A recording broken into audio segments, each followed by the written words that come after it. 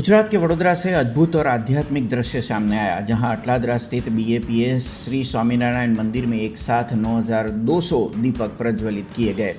दीपोत्सव के इस पवित्र अवसर पर मंदिर परिसर तारों की तरह जगमगा उठा। हर वर्ष की तरह इस बार भी मंदिर की परिक्रमा में सजे दीपों की माला ने भक्तों का मन मोह लिया। रविवार शाम यानी कि दीपावली की पूर्व संध्या पर बच्चों युवाओं ने पूज्य संतों के मार्गदर्शन में हजारों दीपक जलाए, जो श्रद्धा, भक्ति और प्रकाश का अद्भुत संगम बना। कार्यक्रम की विशेषता ये रही कि दियों के माध्यम से परम पूज्य महंत स्वामी महाराज की दिव्य प्रतिमा और 92 संख्या का दीप चित्र बनाया गया, जो आने वाले दिनों में महंत स्वामी महाराज की 92वीं जन्म जयंती को समर्पित था।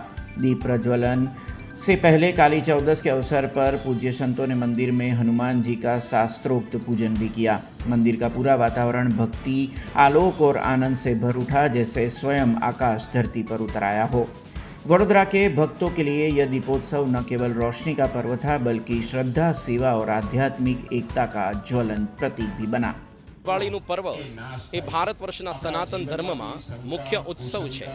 રમા એકાદશી, ધનતેરસથી માંડીને લાભ પંચમી સુધી આ પ્રકાશનું પર્વ આપણને આપણા જીવનમાંથી અજ્ઞાનરૂપી અંધકાર દૂર કરીને ભગવાનનો જ્ઞાનરૂપી પ્રકાશ પાથરવાની પ્રેરણા આપી રહ્યું છે।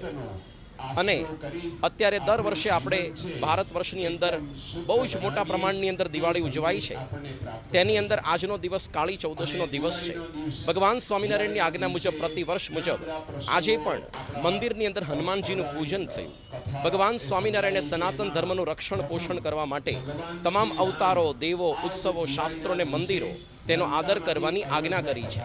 સાથે સાથે આવતા વર્ષે આપણા પ્રાણ પ્યારા ગુરુહરિ મહંત સ્વામી મહારાજનો 92મો જન્મોત્સવ વડોદરાની અંદર 2 ફેબ્રુઆરીએ ઉજવવાનો છે।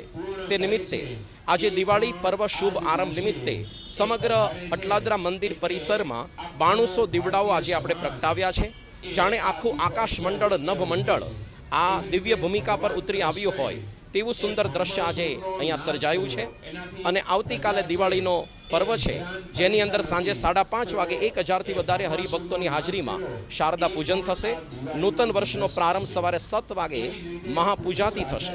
2000 જેટલા હરિભક્તો આનો લાભ પ્રાપ્ત કરશે। ત્યાર પછી સવારે 9 વાગ્યાથી રાત્રે 7 વાગ્યા સુધી 920 વાનગીઓનો અન્નકૂટ ભગવાન સમક્ષ ધરાવવામાં આવશે। સમગ્ર દિવસ દરમિયાન 30,000થી વધારે ભાવિકજનો આનો લાભ પ્રાપ્ત કરશે।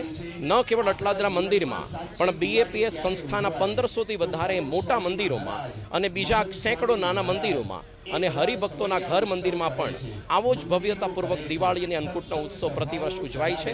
આ ભારત વર્ષની આપણી ભક્તિની પરંપરા છે, તેનું સંવર્ધન પોષણ અત્યારે થઈ રહ્યું છે। આપણે પણ આ નૂતન વર્ષના દિવસોમાં અવશ્ય ઠાકોરજીના દર્શને પધારીએ અને આપણા જીવનને ધન્ય કરીએ। નૂતન વર્ષની અંદર આપણે દુર્ગુણો દૂર કરી આપણા જીવનની અંદર અધ્યાત્મ માર્ગે આગળ વધીએ, એવી જ ભગવાનના ચરણોમાં प्रार्थना। हमसे जुड़े रहने के लिए हमारे YouTube चैनल को सब्सक्राइब करें और नई वीडियो की नोटिफिकेशन के लिए बेल आइकॉन को दबाएं।